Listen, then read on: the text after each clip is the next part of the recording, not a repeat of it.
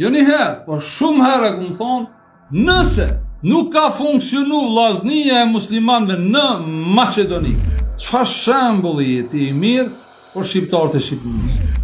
Në Maqedoni, ata që thirrën musliman me selam aleikum janë shumicë, mbi 50%. Po nuk kam pushtet. Pushtetin që shkanë shef. Ata më në akuzu neve shqiptarve dhe më në ofendu Gjergj Kastriot Skënderbeu. Pa i ofendu në kur.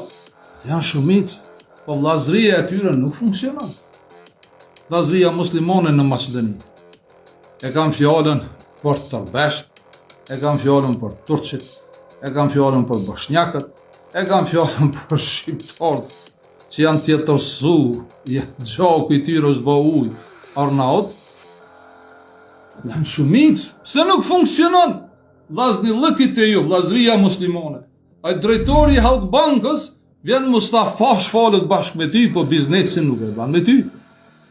Nuk e ban biznesin me ty.